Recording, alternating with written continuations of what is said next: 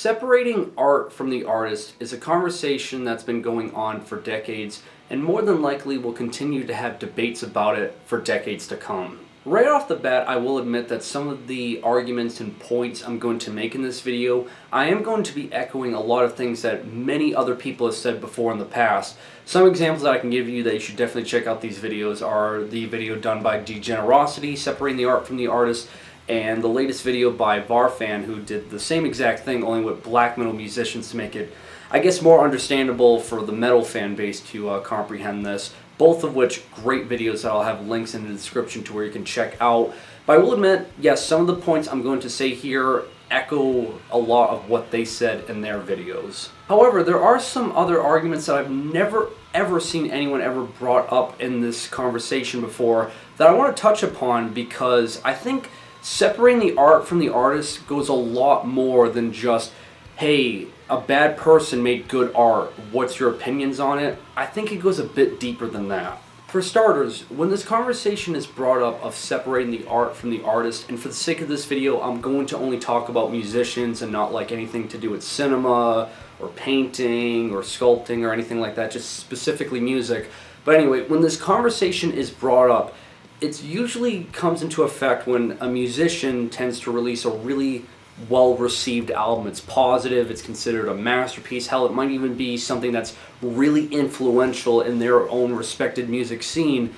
They release music, yet throughout time people realize that the artist themselves in their own personal life can be considered problematic, whether it be a crime that they committed or they have a really hot social, political ideology that most people themselves wouldn't align with. Usually is where this debate comes from. To give you the most simplistic example, at least in metal, usually Varg is brought up in this conversation.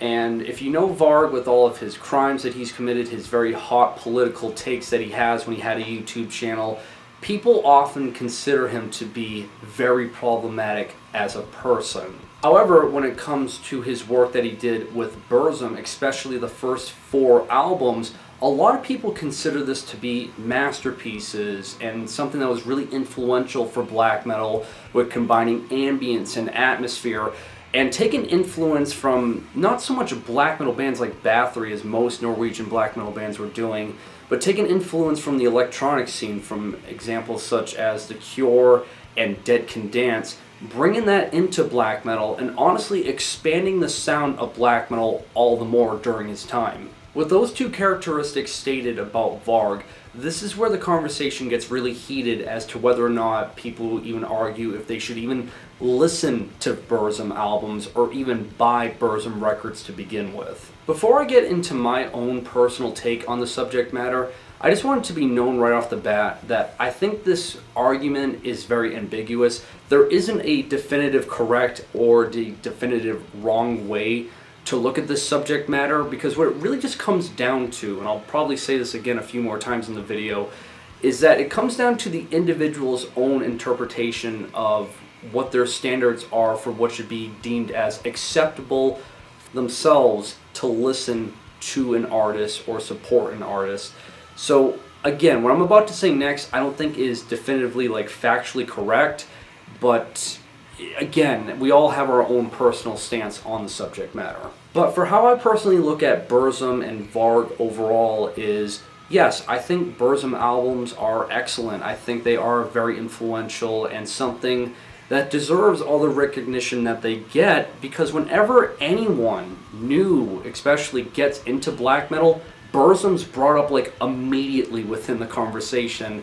And I think they are incredible albums to get someone into black metal. They are definitely something that's essential, again, very influential. That being said, Varg himself as a person, while I think he's an excellent musician and he's very talented on that front, personally I would never want to meet this guy. I think he's very problematic and he's someone that I don't agree with on the political ideology at any point, nor would I feel safe around him considering the crimes that he's done. And again, personally, I would never want to be acquainted with Varg at any point, honestly. But even with that stated about him as a person, it still doesn't change my enjoyment on the music that he put out with Burzum. And that's the thing here. I don't want to be Varg's friend.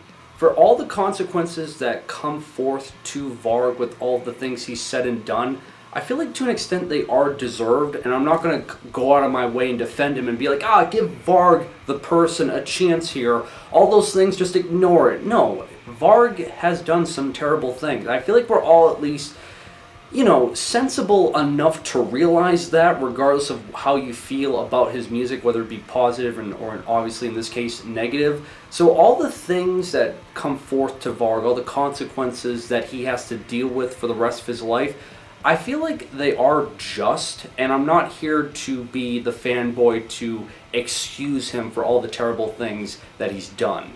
But the real problem I do have when this is ever brought up is typically when people look at it very black and white and take these two opposing sides that I often hear. One of which is you hear people say, don't be a fucking pussy, just get over it and listen to Burzum. Which makes it seem as if there's like this competition aspect that you don't have any emotions or feelings and nothing affects you at any point with art, especially since art is all about expression and emotion. So it kind of just feels like you're a drone at that point if you're just telling people to get over it and don't be a pussy. And on the other end of the spectrum, which I think is just equally as toxic, is when people say, you're an asshole, you're a fascist, you're a Nazi, how can you listen to this, Wyatt? You're supporting a neo-Nazi, you are like the worst thing ever. And to that, I'm sorry, I feel like when that's brought up in the conversation, it makes people double down on what they enjoy that's deemed to be problematic, and it just ends up supporting those artists that you desperately want not to have a bigger audience and more income, just increase more. So personally, how I look at it, the two things that I find toxic are when people say, don't be a pussy, get over it, and you're a neo-Nazi for listening to it. Those two, I honest to God cannot stand. But let's take it a step further, because when it comes to the conversation of separating the art from the artist with Burzum and Varg, it's quite simplistic for some people, as Burzum, the music project, has nothing really problematic, but Varg himself is a problematic person. What happens now with the next level when the music is problematic and the person making it is also problematic? For my own personal enjoyment, I could easily bring up Peste Noire as a band that has both of those features attached with it, as there's a very strong nationalist theme going on in Peste Noire records, and Famine himself has very strong French nationalist viewpoints that is often criticized to be kind of white supremacist in a way, especially with the 2018 full-length album where he went full-on supporting the Militant Zone and all the bands associated with that label. Again, let me remind you that I don't think my take is the definitive and factually correct answer here. So if you disagree with me, please by all means let me know. Just at least try to be somewhat respectful. But with Peste Noire, it's a band I've always liked. I think their music is incredible, how they blend all these different styles of folk and black metal together, that it sounds both hideous and beautiful at the same time. That being said, I feel like when it comes to the criticism towards the music itself, like when people say they hate it, they can't stand it, it's all just rubbish, I can't get into the message of this band. Honestly, this is a band that I really like, but I wouldn't necessarily go out of my way to defend the music of, because if someone just finds offensive nature of the band, like how they are so openly nationalist and they're against that, I can't just say, hey, get over it. They just think they're better than you. Why are you so upset? It's something where it's like, I kind of enjoy it in my own private leisure, but I wouldn't go out of my way to start telling people about this and saying, hey, you gotta listen to Peste Noire. And I know I have in the past on my channel, especially I think with 2 videos I did about my favorite albums, I did that. But over the years, I've kind of find myself like backing away from talking about these bands like Peste Noire, because all it really does is add just giant wars of conversation in the comments section that really doesn't lead to anything other than arguments. As for the third and final example of separating the art from the artist, this is something that I've never ever seen anyone ever bring up, and I feel like it's just as important. Because typically when separating art from the artist is always brought up in the conversation is, hey, if a bad person makes good music, should you listen to it? My question now is, what if a good person makes bad music? Are you still going to find that music bad? Yes, I'm very aware that music is subjective, but I've seen it happen countless times where people criticize a form of music that they don't like. All of a sudden, an artist that has a political ideology that they agree with says something, and now all of a sudden they're a fan out of nowhere. The best example that I can give you is with Sanguisugabogg. God, hopefully I'm saying that band's name somewhat correctly. But I remember back when Sanguisugabogg released their, I believe it was either an EP or a demo, and then their debut full-length album, which their style of music is just very stripped down, straightforward, brutal death metal, just simplistic as it gets. And I remember when the reviews came out for the debut full-length album, they were mostly negative, where people were saying, oh, another brutal death metal band, it's nothing new, it's very repetitive, it's just rubbish, it's garbage, it sucks, I don't like it, it's just, you know, all brutal death metal sounds alike, is typically what the reviews were for this band. And I remember shortly after the debut full-length album came out, there was an interview that the vocalist of Sanguisugabogg talked about, that he had a lot of progressive-leaning social norms. And one of them that he said was, whenever he does shows, he wants the concerts to feel a lot more safe and secure for trans individuals to attend their shows. And shortly after that interview, they released their second full-length album. And again, musically, they're not really doing anything different. It's just, again, very stripped down, very straightforward, brutal death metal. And when the reviews came out for the second album, all of a sudden people jumped ship. All the people that said it sucked, now they're saying with the second album, oh, it's amazing, they're one of the hot newcomers for brutal death metal. They really glowed up on this album. It's so good, you have to listen to it. It's such an improvement. It's nearly perfection if you want brutal death metal. And I'm sorry, to jump ship that hard, especially between two albums, this is really start wondering, do people separate art from the artist when the band's political leanings in their own personal life aligns with the audience political leanings? Again, this is where the conversation, I feel like, dives a little bit deeper than just bad person makes good music. For this last segment, I'm going to be extremely biased with a lot of hot takes on my behalf. So again, if you disagree with me on anything I say, especially in the video, but specifically here, again, I welcome all forms of disagreement and conversation on this piece. But how I look at it is, music is a form of expression and thoughts and emotions.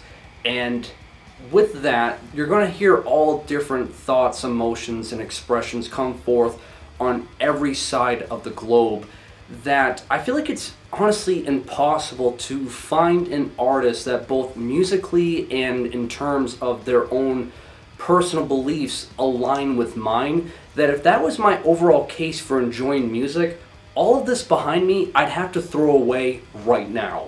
If one of the key factors for enjoying music is that you need an artist to have both the musical and social norms align with yours, you're overall going to be a very miserable person, I feel like. I view it that art is supposed to challenge your own norms to some degree. Again, if it's all about emotions and thoughts and ideas which art presents, and in this case with music, I feel like when it challenges not only the norms of society but also your own personal norms, I feel like this is where art really starts to shine forth here. Even if you disagree with it, agree with it, or don't understand it, there's something about that challenge that I find almost in a sense a thrill out of. And as pretentious as I'm going to sound here, I feel like for people as a whole, we're very complicated individuals, that just listening to a certain artist doesn't define the person as a whole. Just because I think a Discharge album sounds great doesn't mean I'm this super big anarchist by any means. And that goes for any other band that you can think of or artist that you can think of that has a certain ideology attached with them. I just think there's a lot more to ideologies and your viewpoints on them than just saying, hey, I think this one album sounds good. Now, if one cannot separate art from the artist for whatever reason, that's totally respectable and fine. I feel like their best overall course of action is to not even bring up their distaste, but just to ignore it. I feel like that's one of the biggest insults you can give an artist, as I've stated before in a previous video. That being said, I feel like it becomes really out of hand when people take it a step further and try to censor out certain albums or artists from other people to enjoy, because that's just going to lead down a downward spiral, I feel like, as it's a slippery slope, leading forth now to even more censorship to anything that correlates or relates to the artist that they want censored out. And if that is allowed, it's going to lead to nothing more than basically no art existing at all, I feel like.